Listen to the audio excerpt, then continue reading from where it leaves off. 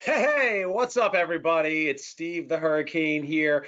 How you doing, America? I hope that you're doing well. I am very excited as we're right at the top of the hour to go over this webinar with you, and we have so many great things to share with you. And I know that this year has been especially rough. And while there's been many challenges that we're all facing and many hardships, whether they're personal or collective, as a people, as Americans, as citizens of the world, right, with everything that's going on globally, there is something that I definitely have to point out and say while everyone's filtering in here. There's over 760 businesses represented on this webinar today, and I'm just so excited to be able to have this many people, and it's an honor to be able to serve you once again as we're getting ready to close up this year. But I was driving last night with my wife, and we were doing the Santa thing, buying gifts for our children, and we had a babysitter watching the kids. And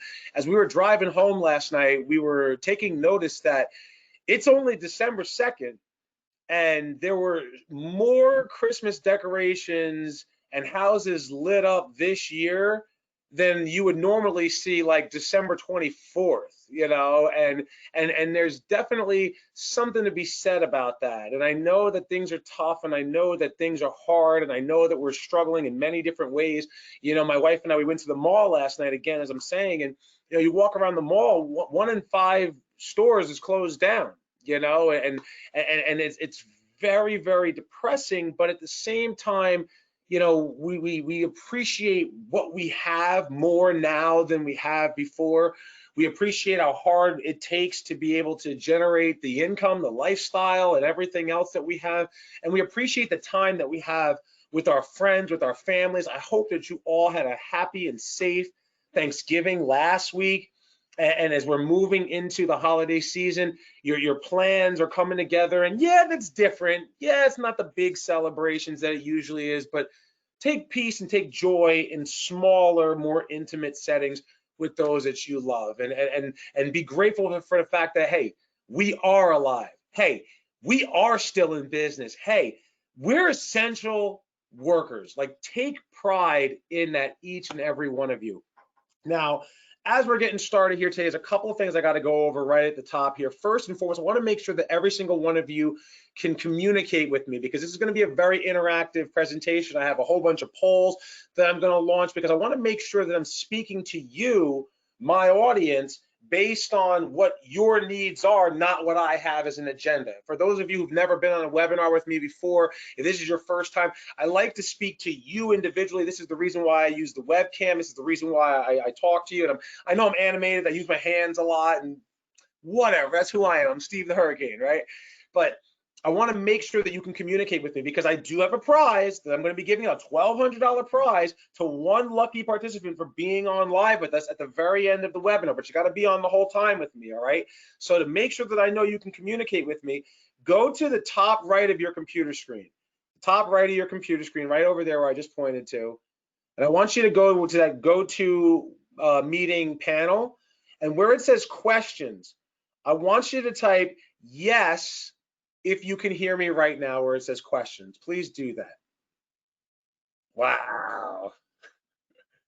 Oh, it's so exciting. I love you guys. Man, these names, some of these names, and some of you I've never met before, and some of you I have known for years. And so seeing your names type yes in here, it's so good to see you guys. Again, God bless each and every one of you. So, all right, so you guys can hear me, you can see me. This is good. You know how to interact with me. This is how you're going to communicate with me. The reason why I ask you to use the questions and not the chat is because this also gives me a copy of it after we're done. So in case you do ask a question and I don't have time to get to it, we can follow up with you later on. So that's why I like to use the questions versus the chat feature there. So a Merry Christmas to you, Nicole, and everybody else who's wishing me a Merry Christmas. So I love you guys very much. The second thing I want to say, as we're all populating in here right now, my partner in crime on this webinar is Miss Annelise Gear from Gear Consulting. And I spoke with Annelise yesterday. For those of you who don't know, Annelise has a son. He's young. I think he's 12 years old, and he has cancer. And he was in the hospital all week. And this morning, he took a turn for the worst, and he has been moved to a special hospital for cancer. And so Annelise apologizes that she's not able to be here on the webinar. And so I'm going to ask, I have been praying for her for months and for her son. I'm going to ask every one of you to please, please, please, please, please pray for her son. His name is Luke. Pray for Annelise and her entire family, that this just passes miraculously. We've all seen miracles. We're in healthcare. We've all seen it happen before. I need you all to please join and pray and put him on prayer lists at your church. You know, the prayers of people, it does work. Please keep Annelise and her family in your prayers, all right? The other thing that Annelise asked me to share with all of you is she said that right now, like, people are asking, what can they do to help? What can they do to help? And he needs blood and platelets. And she said that the blood banks are super depleted. And so she asked that if you really want to do something to help, consider donating blood, consider donating platelets to your local blood bank. And that's the way that you can help. Even if it doesn't help her, it'll help other people in need, and that's what she's asking people to do. So you know, if this moves you, if you want to do something to help, donate some blood in Luke's honor, and again, keep him and her in our prayers. So I wanted to say that, and I have notes over the slides that Annelise was going to go over on here today. So without further ado, all right, and you guys are just, I love you guys so much. I'm about to start like crying right now, but I'm looking at all of your prayers here. And I know I'm gonna send this to her. She's gonna see it, and I know she's gonna be very grateful. All right, so we love you guys, and know we're family. We're all in this together. All right, so we'll keep that going. So now let me go ahead and show my computer screen with you. All right, and so now let's get some confidence amidst the chaos. All right, and so the let's attack aggressively. For those of you who are 1990s video game dorks like I am, there's a video game, Contra 3, the Alien Wars, and the aliens invade, and they're like, let's attack aggressively, you know, it's time for revenge. And I use that line from that. I'm a huge video game dork, all right? But really, when you think about what's happening, all right, and as I had said at the very top of the hour when we got started here, you know, there's a lot that's going on. And 9 months ago, our entire livelihood and way we live was completely turned upside down. And here we are, healthcare providers, we're still going strong. All right. I know we are stressed out. I know our referral sources are stressed out. I know our caregivers, they're stressed out. They're afraid. They don't want to come into work. I know what's happening because I talked to all of my clients. I went through it myself.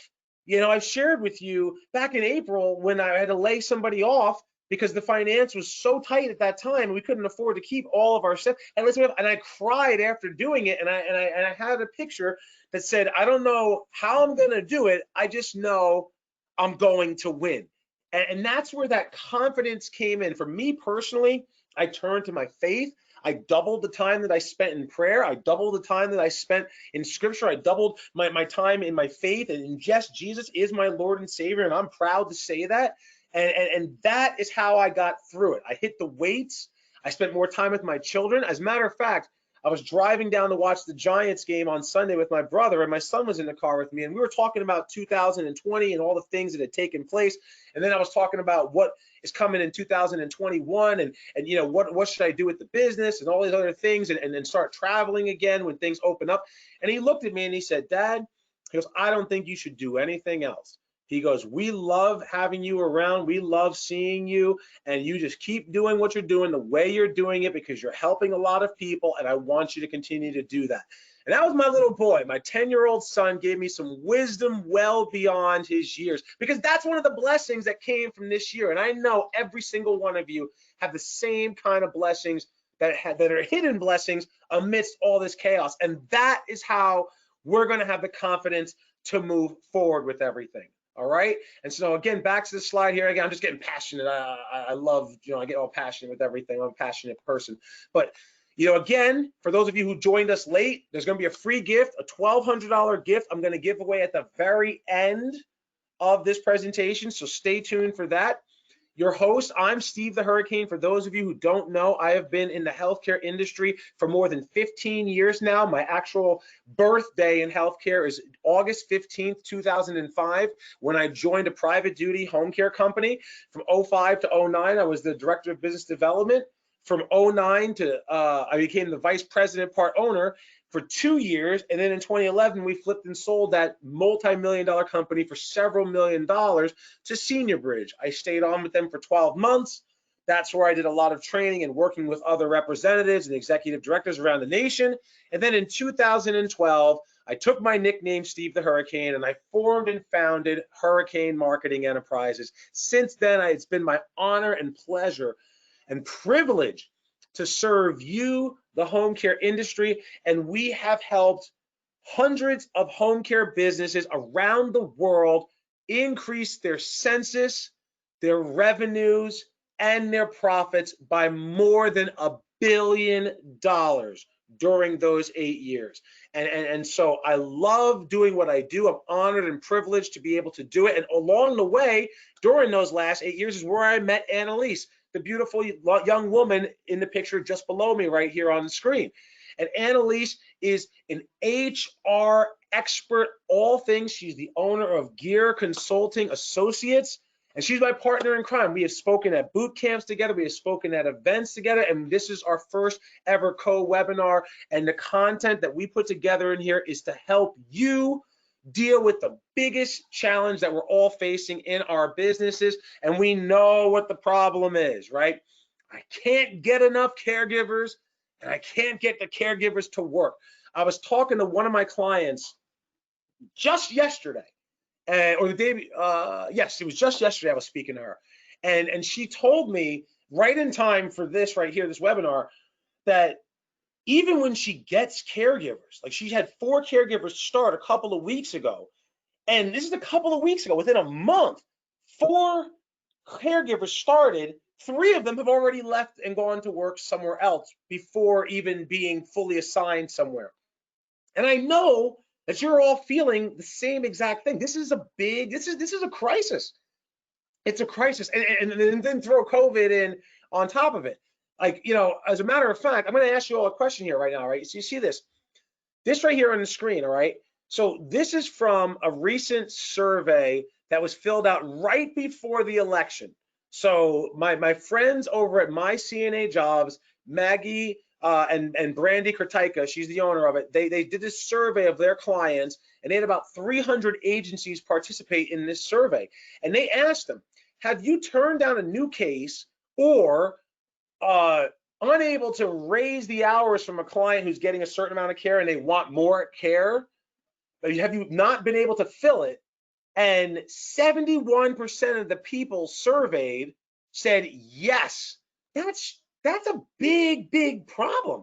So I'm going to ask everybody on here right now. I'm going to do a poll real quick. All right, so let me check out a poll here. How many of you, and I want you to answer this, you can go ahead and type it in there right now. Type it in there now. How many of you had to turn away a case because you couldn't staff it this year?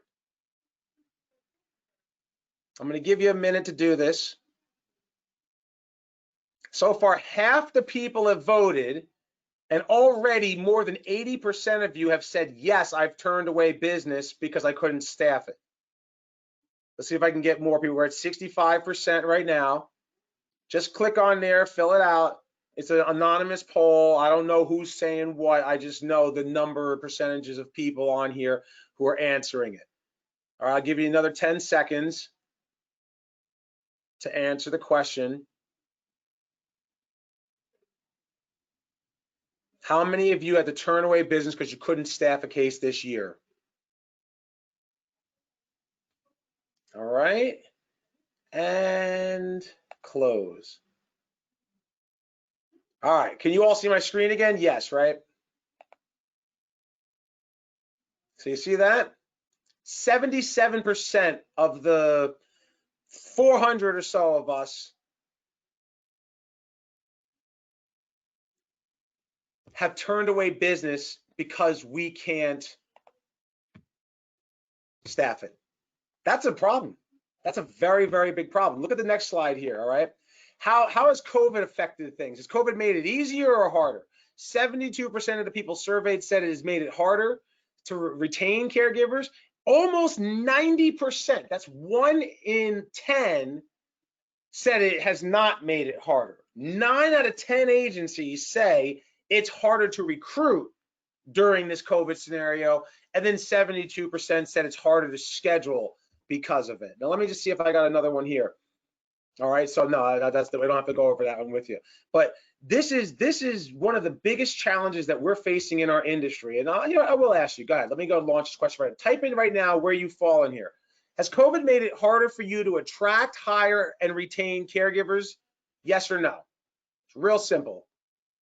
Has COVID made it harder for you to attract, hire, and retain caregivers? Yes or no? Wow, you guys are good on the voting. I'm going to give it just 10 more seconds because most of you have voted by now. But I want to give everybody a chance to participate because I like to be able to, because again, now knowing this, that's going to change how I'm going to present the content that I have for you coming up right after this, all right? So as I'm collecting these responses, 75% of the people on here right now have voted so far, and 89% of you, that's pretty much 9 out of 10 agencies represented here, said that COVID has made it harder to do business. And so how do we move forward? How do we get through this? Everybody can see my computer screen again? Yes? Type yes if you can see my computer screen, please. Just give me a heads up on that one. All right, awesome. So at the end of this webinar, I'm going to make a huge announcement for all of you on some things that we've put together to further help you and assist you more with your day-to-day operation to be able to attract, bring in more caregivers, and keep the ones that we have working for us working. But let's jump into the meat and potatoes right now, okay?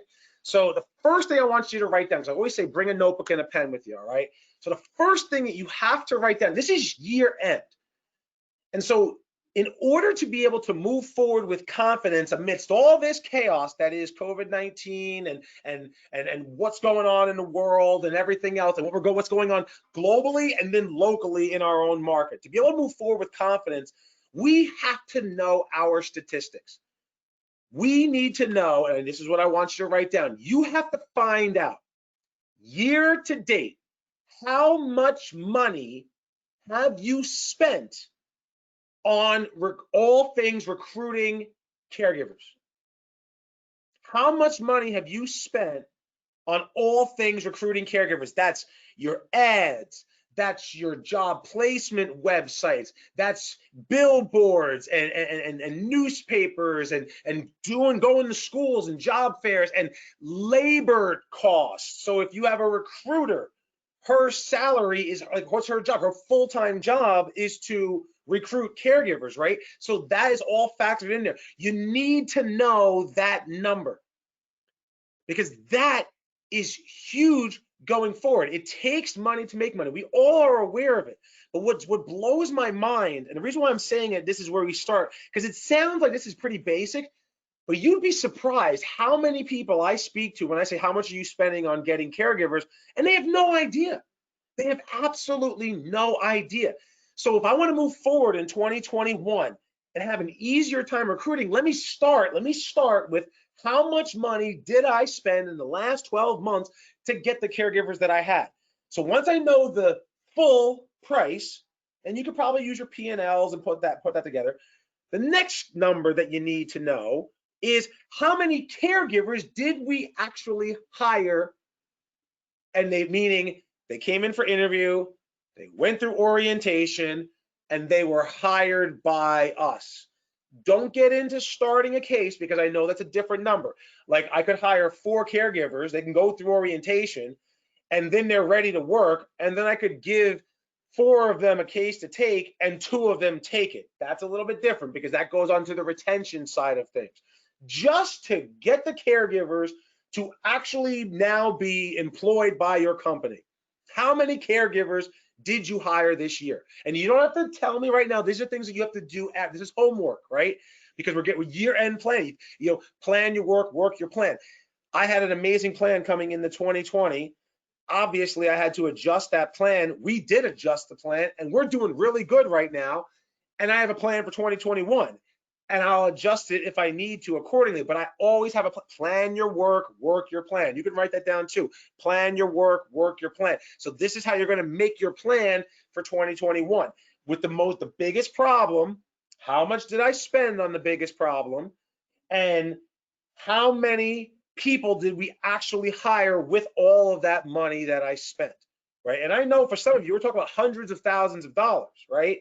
So I spent $500,000 on getting caregivers this year. And I know that there are some of you out there who have done it. I had a mastermind meeting 2 weeks ago with one of my clients doing over $10 million. All right. I know he spent about $500,000 plus on recruiting caregivers this year. Absolutely. Absolutely. Right. Then how many caregivers did I actually hire? Now, the next thing I got to do is find out how much it cost to get one caregiver. So what you do, you take the dollar amount divided by the number of caregivers you hired, and that's going to give you your average cost to acquire one caregiver. You need to know that number. And again, I know it sounds self-explanatory, but most people, when I talk to people and I say, how much are you spending to get one caregiver? They don't have a clue. They do not have a clue. And that is why I'm telling you this right now. Because if you know you spent $500,000 to get 200 caregivers, and then you just take $500,000 divided by 200, that's going to give you, and I know it's an absorbent amount, all right, what I'm just saying right there, but that's going to give you like $1,500 to get a caregiver. Doesn't cost you that much, but I'm just saying, using the math that I just laid out there, all right? Something of that nature. I'm probably completely wrong, but think about that. You need to know your numbers, because when I go to next year, if I need to get more caregivers, then I need to spend more money than what I spent this year. Or if I'm spending more than I should, then I need to do something operationally to get that cost per caregiver lower, because I'm spending too much money to get a caregiver. That's how you figure things out as a business owner, right? This is what I do as a consultant. I'm solving the problem. If I know it should cost about $500 to get a caregiver and people are spending $650, that's $150 more than what you should be spending. What can I do to get that cost down? Because I need more caregivers, but I can't break the bank in order to be able to do that. This is how you move forward with confidence. This is strategic planning. Plan your work your plan. The next thing I want you to do, I want you to write down, am I proactive recruiting and reactive recruiting? Because there's a difference between the two, and they're actually two completely different personalities and skill sets. So over the last 8 years, I've had the privilege of working with Annelise. I've had the privilege of working with hundreds of home care business owners, and I'll tell you, for my mastermind meeting, and I know there's several of you on here right now who were at that meeting that we had here in New Jersey 2 weeks ago, right? There were two people in the room who had a sub 25% turnover ratio, meaning that when they hire 100 caregivers, a year from now, more than 75 of those caregivers that they hired are still working for their organization. That's incredible. That's incredible. And a lot of it has to do with the things that I taught them. A lot of it has to do with the things that Annelise has taught them in working together. One of the things that they're doing is they're doing proactive recruiting and reactive recruiting. Reactive recruiting is this: you're placing an ad, whether it's on a job posting site like Indeed, or you're going through like My CNA Jobs or Craigslist or some other place where you're posting jobs or you're doing job fairs virtually, and people are coming to you. They see that you have an ad, and then they're contacting you for work or employment. That's reactive recruiting. You have to do that. Proactive recruiting, however, is physical boots on the ground, going out to schools, going to trade schools, going to universities and colleges, speaking with the job placement and the career services department in those schools, and getting people to come into your organization who may or may not be looking for work. Proactive recruiting is also paying the extra fees with some of those online service providers to comb through all of the caregivers who have posted their resumes and actively bringing them in to be interviewed by your organization. Now, again, these are two different skill sets. I have seen over the years, some of my top mastermind clients and other people that I'm working with have two different recruiters. They have a recruiter who focuses on all things reactive, and another recruiter who's more like an external marketing rep who represents the company to proactively bring bodies into their organization. And this has helped them tremendously in acquiring more caregivers. Instead of waiting for caregivers to come to you, they're actively going out there, and they're doing both simultaneously. In this market, I also want you to write this down too. It may be a little bit early that I'm saying this, but this is something that I've been saying for a while now. For those of you who participated in the virtual boot camp I did back in September, I talked about recruiting by the numbers. And with that, I talked about how this is a buyer's market for caregivers right now. It's a buyer's market. What's a buyer's market? That means if I wanted to buy a house, it's a real estate term. If I wanted to buy a house and it's a buyer's market, that means that there's plenty of inventory out there. People can't sell their houses, and I can choose from any house that I want to, which means that whatever you're asking for the price of the house, I'm going to offer less than it because nobody's putting in an offer and I'm going to get a good deal. That's a buyer's market. So from caregivers know that there's an abundance of jobs. Just look at how many competitors you have. Think about your competitors for a second. You have 50 competitors in your marketplace. Then think about every adult daycare, every assisted living, every skilled nursing facility, an LTAC, every hospital, every home health company, every hospice company. They're all competing with each other. There are literally hundreds of positions available in every one of your markets right now. That is a buyer. If I'm a caregiver, I can do whatever I want. If I don't like you, I'm going to leave and go somewhere else. So what we have to do is make it a seller's market. And that's what your proactive recruiting does. Selling why you want to work for us. Here's another strategy I want you to write down. This is called the takeaway. It's a sales technique, right? And I love because proactive is selling people on why they should work for your company, right? When you do a good job at creating it as a seller's market for caregivers, meaning like you're selling why people should work for you, and then people are like, oh, that's the I want to work at that company. I want to work at that company, right? When you become the provider of choice and people come to you, then you can take it away. This is called the takeaway, where they're like, I can't wait to come in and work there. Well, if you get selected and you meet our criteria, then you can work here. That is a takeaway. That is a hugely powerful thing that you're able to do when you do a lot of proactive recruiting. So I want to ask you all a question here as we're going through this. The next question is, how concerned are you about recruiting caregivers in your organization? There's three possible answers here. It's your top priority. You are concerned. I am not concerned. Recruiting isn't an issue for me. Where do you fall on there? Please vote now.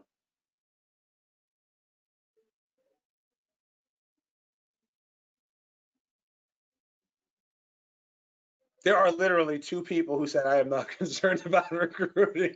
There's hundreds of people on this webinar, right? Literally two people, now four people, okay.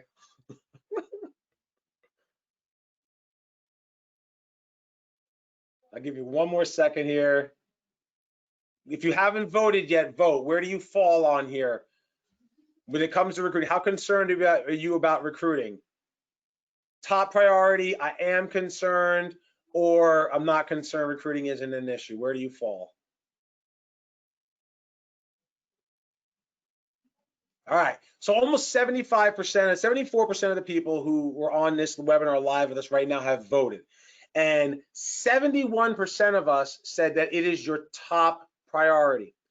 26% of you said that it is a priority. I am concerned about getting caregivers. And only 3% said, I'm not concerned, recruiting isn't an issue for me. Well, God bless that 3% of you.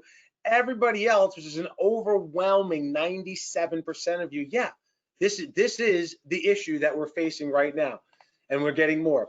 So this is a part that Annelise had come up with, and I absolutely love this. I heard her speak on this at one of my events 3 years ago Then she did a private training for my mastermind clients in San Diego, California 2 years ago. And she spoke at a summit with me. And then we put together a program, which I'll talk a little bit more about later on. And she talks all about this in here. Now, when it comes to recruiting, just on the recruiting side, remember how I talked about we have to make it a seller's market here?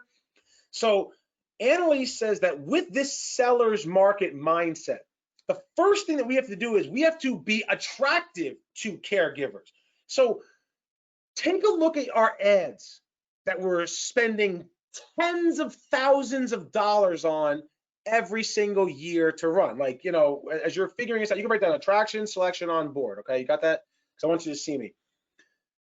Think about the ad. You spend tens of thousands of dollars a year on ads for caregivers. What is the verbiage that you have in your ads? Is it the same as everybody else's? Because if it is, that's why you're not getting the caregivers. You know, I always think, I remember when I was a kid, I used to go to Seder dinner. Seder dinner was right before Easter Sunday to represent Passover. And, you know, when you drink Seder dinner, you're supposed to sip from your cup and lean to the left, right? You're supposed to lean to the left. And I used to always laugh at my brother, I didn't understand it as a kid. And I'm going to lean to the right, right? I'm going to stand out from the crowd. If everybody's leaning to the left and you're all standing in a row and one person is leaning to the right, that one person stands out from everybody else. Now, some things that you may want to consider with your job posting is be creative in the ads. Be creative in how you're posting. Be creative on the times of day that you're posting. Be creative in talking about the specific shifts and hours that you're looking for. We'll talk more about that in a little bit. Maybe even consider hiring a professional copywriter to write the ads for you. Copywriters are important. You know why copywriters are important? Because they make things and ads that are attractive. They have catchphrases. They put commas in certain places. They bold certain words. They underline certain words to make it stand out so that it has more of a sales appeal to make the sale, because what you're literally selling somebody a job, you're attracting, you're selling them on why they should come to you, right? A seller's market. You can't put the boring same ads that you've been doing. You've got to do things differently to attract caregivers. Now, there's a lot more that Annelise had here, but that's pretty much the gist of it from that side. The second thing she said is the onboarding process. One of my mastermind clients, Caleb, he knows who he is, right? I won't say where he is, but Caleb knows who he is. He has by far the strictest hiring processes I have ever seen. He literally, well, he doesn't literally, okay. He doesn't literally make them jump through hoops, but he might as well make the caregivers jump through hoops if they want to work for his company. From benefits to hours to the support to the communication, and he is extremely, he basically, he does that takeaway all the time. No wonder the man has a 15% turnover ratio. He retains 85% of the caregiver because he truly is onboarding and I'm sorry, yeah, selecting was that was. He is selecting the best caregivers from the interview. They show up, they look like a mess, no chance of working here. And he doesn't lower his like if the average home care company standard is here, Caleb's standards are way up here. That's the difference. If this is the average, his care is off the charts. The people who make this are the people who show up, are the people who are reliable, are the people who are dependable, who are the caregivers that he will bend over backwards to keep working, just like I know you would do the same thing. So his selection process is second to none. So take a look at your selection. What does it look like? What questions are we asking on interviews? Do you know that caregivers will decide on an interview if they're going to work for you or not? Like, that interview is everything. Forget, even if you give them the job, they're not going to go with you if you didn't interview them properly. What can you do internally for the next year to change your interview process to allow more caregivers to want to work for your company? Think about that question. And then the last part is the onboarding process. What is your orientation process look like? What are the things that you're doing in there? Are you spending time going through your core values and your mission statement as part of your orientation? Surprisingly enough, most home care companies don't even have core values. all right? So if you don't have a mission statement and core values, create one. And then if you do have one, make sure it's part of your onboarding orientation process. Think about it this way. I'm going to ask you a question here, very honestly, and you can answer it in the questions here, and just answer it to yourself with me. Do caregivers make a lot of money? Yes or no? No, they don't make a lot of money. If any of you watching this webinar right now had to live off of the salary that a caregiver makes, you would have a very hard time doing it. So you know caregivers don't make a lot of money. So then why do caregivers do what they do? Because they care. They love their patients. And for the good companies, they love the companies that they represent. When you have an orientation that talks about why you started the company, our core values, and you get them to buy into it as part of your orientation, that creates a culture that attracts other caregivers. That's what we're trying to do. Attract, select the best, onboard them, and motivate them to want to be here and be proud to represent your company. All right, so that's the third thing here. Let me share my computer screen again with you. All right, the next thing is, I'm going to switch it here. All right, I'm going to ask you a poll question, and then we'll come back. All right, how concerned are you about retaining the caregivers once you've hired them? All right, so here we go. Please answer this question for me right now to give me an idea as to how important this is to you. How important is it to retain the caregivers that you have working for you? Half of the people so far have voted. 84% said very concerned about retention. 14% said somewhat, and only 3% said not concerned about retention. And that's so far with 60% of you voting. I want to get it to 75, so please keep voting if you haven't voted yet. Yeah, and the numbers are reflecting what I would expect it to be, because if you think about what I said at the very beginning here, how much money are you spending to get one caregiver? Don't you want to keep those caregivers working for you? All right, and so just over 70% of you have voted. You can see my computer screen again. 81% said very concerned about retention, 15% said somewhat concerned, and 4% said somewhat not concerned. Not a single person said not at all concerned about retention. And it does make sense because, yeah, I'm spending a fortune to get caregivers and attract them and onboard them. And then all of the man hours, meaning like labor time it takes to or go through orientation and train them and then start a case and then they cancel and they quit 2 weeks later. Right? You want to scream. That's a big issue. So Annelise talks about you have to create a retention toolbox. A retention toolbox. And here's 7 things that you need to put in your toolbox. So write these 7 things down. Okay, I'll read them one by one for you. All right, because we love giving good content. This is what we do at Hurricane Marketing Enterprises and Gear Consulting Associates. All right. The first tool in your toolbox is you have to work to retain caregivers. It takes work ethic. That's time, that's caring, that's getting to know them, that's developing a relationship that leads to trust. The second tool in your retention toolbox is wages. Wages. Do not forget about giving incentives to caregivers to find ways to earn more money. Just because they're making a certain salary doesn't mean you can't bonus, you can't do perks and other things to retain your caregivers. Number 3 item in your toolbox, supervision. Supervision. I'm going to talk about this in a little bit with one of my slides, but caregivers want to be managed. As crazy as it sounds, caregivers want to be managed. Right now, we don't manage our caregivers. We manage them over the phone. We manage them remotely. we need to manage them in person. I'll talk about this in a couple slides further, but supervision.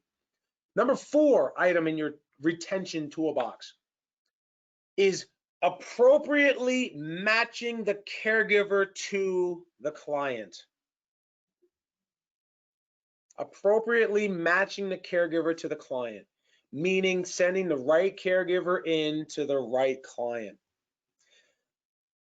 I can tell you from my own experience with my own agency, that's a huge one right there.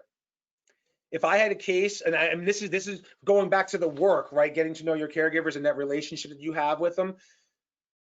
I used to know my caregivers so well that when I would sell a case, I would literally sell a case for a specific caregiver. If you're not doing that, you're giving a disservice to your caregivers, because you don't want to send somebody who's not properly equipped to take care of a patient. That could lead to a lawsuit and hurting a patient, but that also is going to lead to a caregiver walking off the case.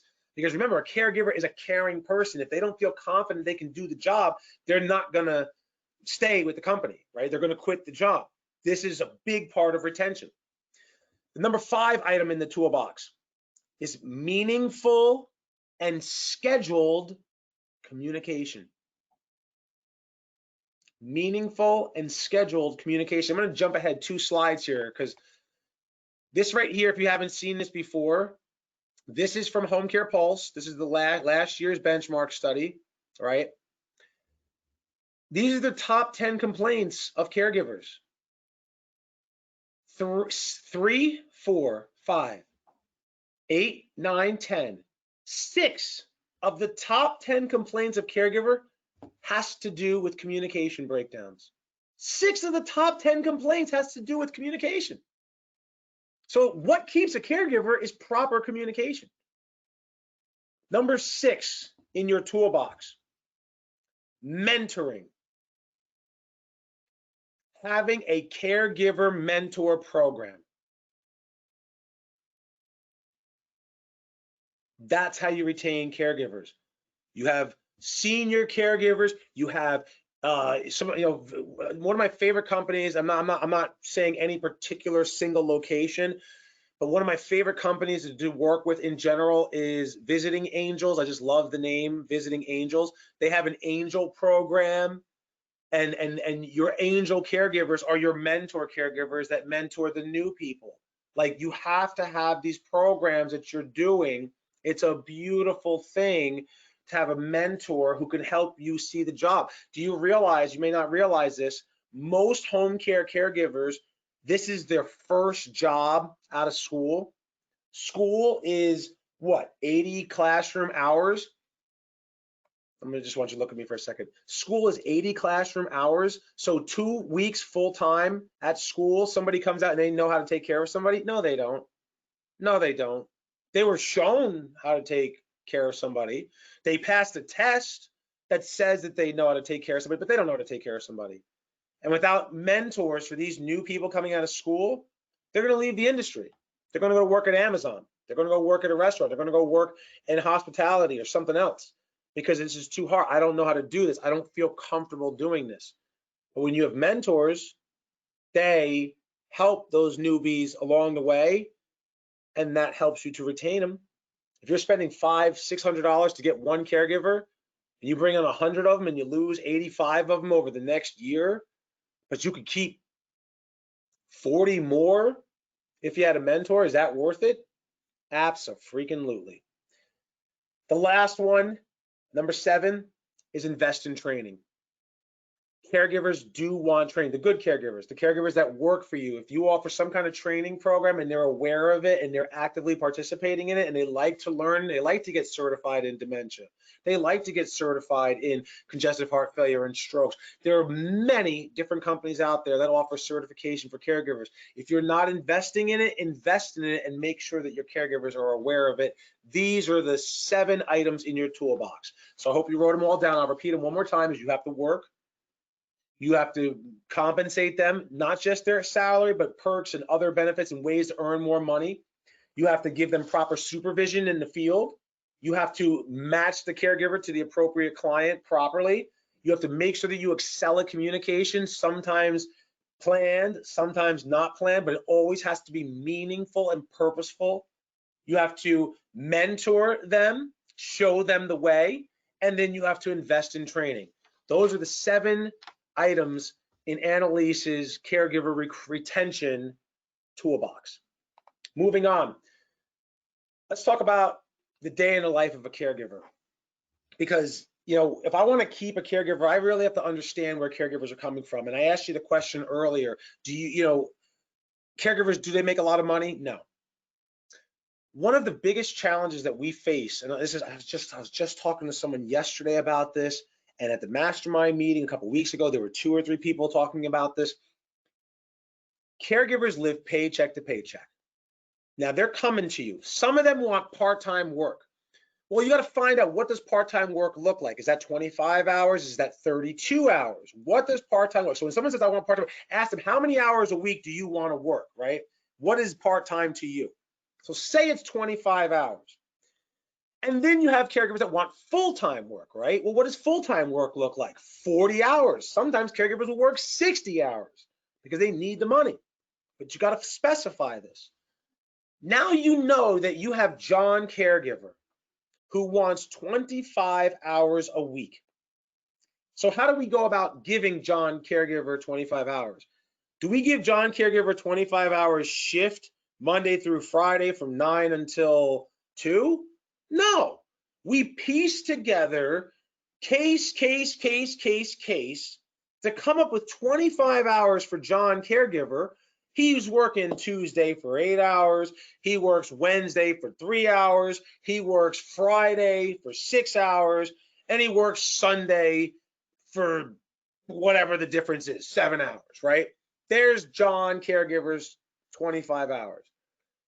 Now, if you're miraculous enough to be able to give John caregiver that type of a schedule,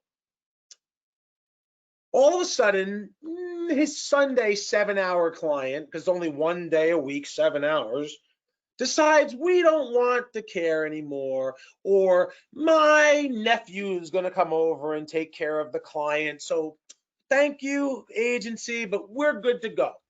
Now, John just lost 7 hours of work.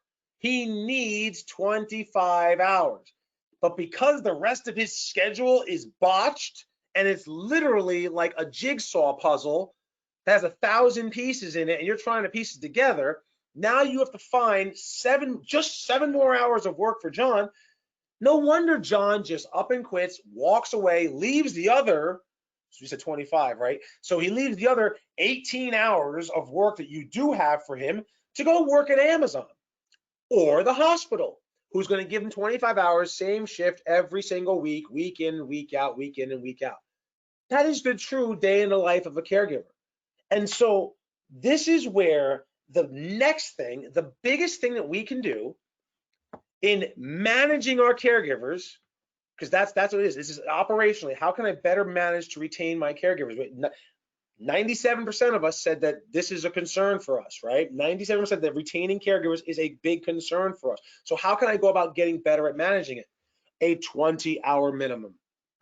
I have been saying a 20-hour minimum for 8 years publicly, because in my company, Care Choice, I figured this out way back in 2007. Way back in 2007, I realized, wait a second, our caregiver situation is a revolving door. They come in, they want part-time, they want full-time, they want this and that, whatever, and we can't give it to them. We give it to them, but then, this client wants 3 hours, this client wants 6 hours, this client wants 12 hours, and it becomes impossible to piece it together. And so then you go through the hardship of staffing the case. The caregiver does it for a couple of weeks, gets offered the full-time job because you haven't pieced together the hours that they need yet, and then you got to restaff it again. Doesn't that suck? Don't you just hate when that happens? It happens all the time. I had a big client in Maryland, $16 million a year home care company I was working with.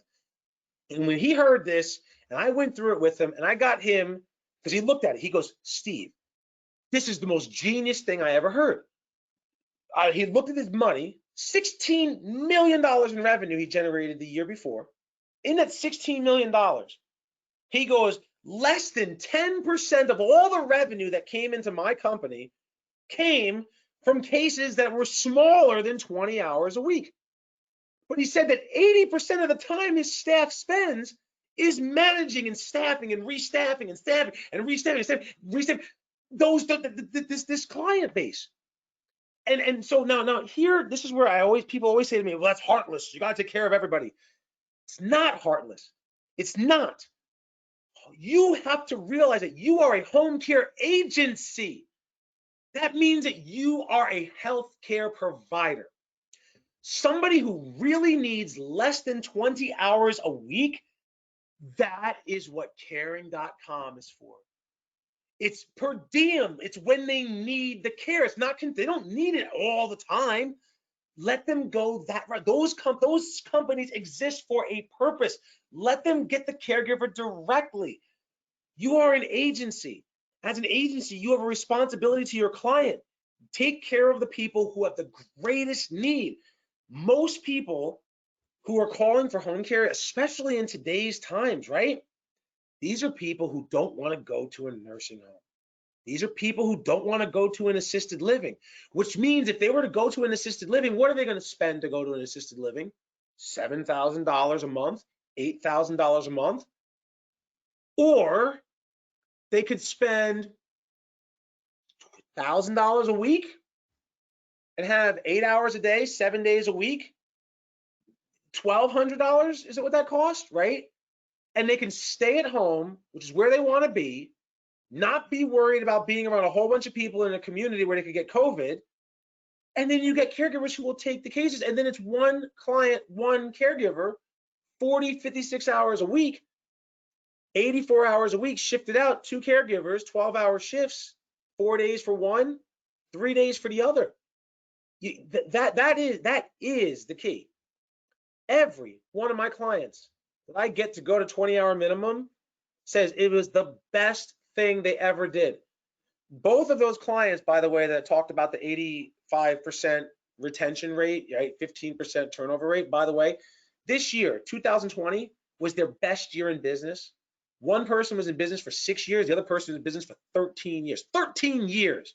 This is her best year ever. 2020, the worst year ever, right, was her best year ever. 20-hour minimum. Now, you know what happens when you do a 20-hour minimum, folks? It allows you not only to retain caregivers, because you're given, and when a caregiver, think about it this way, 20 hours, right? How many possible shifts in a week meet 20, 40, 56, 84 hours, 168 hours? How many possible shifts is that? It literally comes out to like maybe 15 shifts. So when you fill out your resume, your application, right, you can literally have a checkbox that's on there of all the shifts that you offer work. That's how hospitals do it. That's how nursing homes do it. That's how assisted living communities do it. That's how adult daycare companies do it. And that's how you can do it too. When a caregiver comes in and says, oh, a home care agency, what shifts do I want to work? I'm available these shifts. And they check it off, and then now you know who's available, what shifts. When you're selling your new clients who are coming on the services, you're selling the shifts that you offer. A caregiver is working one shift, that client discontinues services, a new client comes in, you sell that shift, caregiver goes from one client to the next, doesn't lose a drop of pay. You can even sustain them in between. And this is the tip of the iceberg. This is the tip of the iceberg with everything on the managing of your caregivers, because I mean, that's what we have to do. Again, the biggest challenges, right, what people are doing here, look at this one. Number one complaint of caregivers is inconsistent hours. That's their number one complaint. If I can give them consistent hours, they will stay with me. If I can give them consistent hours, I will get more caregivers. And I'm saying this. I mean, every client I've ever had that does this is thanking me for doing it. And are they taking care of people? Absolutely, because their census is growing, because they're getting people who really need the care. They're giving them the right care because the caregivers aren't canceling and just walking off the case. And then that client's happy and that client stays on services. And then more clients come on. So not only does the caregiver and the client stay together, that helps you slow your attrition rate of clients, which allows you to build more clients upon it, which grows your client census, which ultimately grows your revenue. I've had more clients in 2020 have their best year ever than any other year before. And a lot of it is the sales and marketing, but a lot of it is the recruitment and the retention stuff that we're teaching you. And this is where I have a huge announcement to make. All right. My partner, Annelise, who couldn't be here today, obviously I told you all, please keep her in your prayers. All right. We created a special program called Momentum. Momentum. Now I'm going to ask a question for you right here. All right. Are you willing to invest in training to help you retain and recruit more caregivers in 2021? Are you willing to invest in training? I just want to see the answers here. Are you willing to invest in training to help you with it? Wow. Every single one of you said, yes, I am willing to invest in training. One person just said no. That's okay. I love you anyway. I love you anyway. Wow. Wow. 99% said, yes, absolutely, I'm willing to invest in it. 1% said I'm not. And that's okay. That's cool, right? 4 out of 5 dentists approved tried it, right? But that 5th dentist did not. I love you guys. All right. So obviously, yes, we're willing to invest in this. So let me tell you about Momentum. All right. As a matter of fact, I got a cool video to share with you right now to tell you about Momentum. What is Momentum? Check this out, everybody. What's up, everybody? I've got a question for you here. What's the biggest challenge currently facing the home care industry? It's caregivers, caregivers, caregivers. We can't get enough of them, and even if we did, we can't keep them working for us. So what are we supposed to do? Well, rest assured, we've got you covered. Introducing Momentum, your recruitment and retention solution for better business results. Momentum is a 6-week certification where you will get immediate access to all of the modular courses, as well as 6 live classes with yours truly and Annelise Gear from Gear Consulting Associates. In this program, you will learn how to attract more caregivers, develop new and different recruiting methods, improve your selection and onboarding processes, learn how to start up a case to set it up for long-term success. You're going to be able to develop a career path that will allow you to retain caregivers longer than ever before. All you have to do is take action right now. Sign up for Momentum. Get everything you need to solve your biggest problem in your business so that you can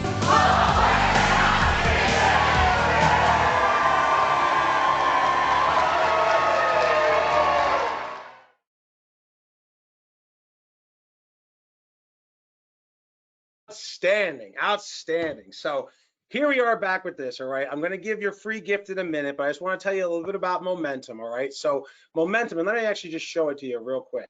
So Momentum, this is Momentum. You will get immediate access to 6 modular courses. Every KPI that you need to know for recruiting caregivers is in the first lesson. All the different types of the latest and greatest ways to recruit caregivers, including creating a hot list, referral bonuses, and everything else, even adding recruiter bonuses to help you to get more caregivers. Cracking the recruitment code, Annelise's how to attract them, what are the things that you need to do from your selection process with your application, your reviewing, your interviewing, and so on, and then your orientation and so much more to help you to get more caregivers to work for you. All of the parts of her retention toolbox are right here. Then I'm going to go over caregiver training, how to properly start up a case, how to create a career path for your caregivers that helps you to retain them, keeping them working for you. And last but not least, how do we untangle the caregiver web so that we can actually offer 20 hours a week properly? How do we do caregiver coordination, the position within our organizations? What can we do remotely to properly manage our caregivers? And then what are the things internally in our organization that we have to do to keep caregivers? All of this you will get immediate access to. On top of it, as you see right here on my screen right now, We're going to give you the course immediately. We're going to give you 6 sessions with Annelise and myself as your teacher professor to help you answer any questions, whatever it is that you need. We're going to give you 6 weeks of home care revenue builders, and we are going to have a boot camp in 2021. Yes, it's coming back. We're going to give you a free ticket to come to the very next live in-person boot camp. This is a $7,000 value, but the good news is the full price of the course is only $3,000. And even better than that, because we're launching this for you and we already have 41 people, we can only have 100 people in the first class. We already have 41 people signed up and registered from our existing client base for the very first class, which begins in January. My thank you to you for being on this webinar, and Annelise's thank you as part of our launch. If you're one of the first 100 people, there's 59 spots left, you can get it for just $1,500. That is probably what you spend to get like 2 caregivers to work for you. The reason why we're doing it so low is to help you, because we are serious about helping you to move forward with confidence.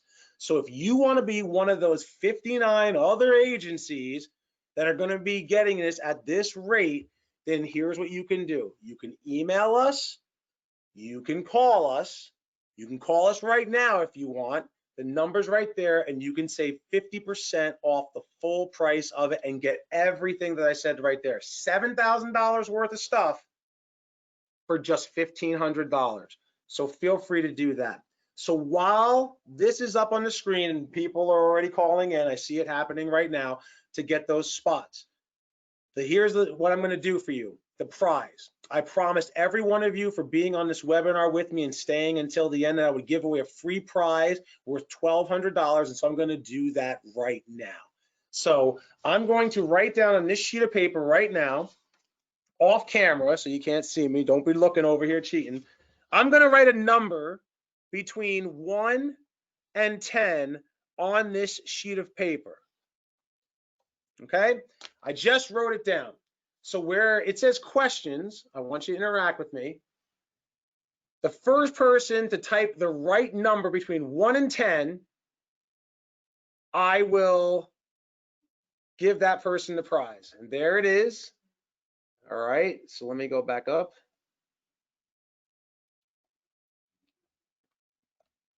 So the first person who typed in the correct, well, what's the correct number? Let me show you real quick. The number 4. 4 is the correct answer. And the first person to type in 4 is Angelica Basili. So Angelica Basili, we have 1-year membership to Home Care Revenue Builders, which is our online e-learning program. It's $97 a month is the full price. So we're going to give it to you for the next 12 months. So it's a $1,200 value, absolutely free. We will email you probably tomorrow because Jody is out today with her husband on something. So I'll have Jody take care of this tomorrow. But Angelica Basili, you won the prize, the first person to guess number 4. So congratulations on that. And so for everybody else, again, you see this information right here. You know, from me to you, I am excited about the new year. You know, I'm excited about the new year because I like to move forward. I like to look at the things that have happened. I learn from them, I adapt from them, and I move forward with confidence. And moving forward with confidence, it has always allowed me to see the positives in every single situation. You can't control what happens to you. That we can't control. But you can control how you play the game and how you live your life and how you go about running your business. Take charge. Do everything that I said here on this webinar with you. There were 6 things we went through, right? I'll give you a quick recap. Know your numbers. Make a plan, right? Make sure that you're proactive and reactive recruiting. Make sure that you understand how you're attracting caregivers, how you're selecting those that are attracted to your company, and how you're onboarding them. Create your retention toolbox. understand the day in the life, and there's another, like, I think like 5 people so far have called in and have gotten the course, so the numbers are going down. Make sure you understand the day in the life of a caregiver, understand what they're going through, understand how to properly start up the case and set it up for long-term success, and we're giving all of those touch points. And then the last one internally, yeah, make a commitment to creating shift work for your caregivers. When you create that shift work, it's going to make it easier for you to attract them and retain them. And then when the client cancels, you fill the caregiver in a new spot. And if you need help with any of this, you know how to find us, and you know how you can save a lot of money and get a lot of stuff to make 2020 your best year yet. Again, I want to thank you for your time. I appreciate you being on this webinar with us. God bless each and every one of you. Please, again, keep Annelise in your prayers with everything that she's going through. And I'll talk to you soon. Take care for now, everybody. Mwah. Bye, my friends.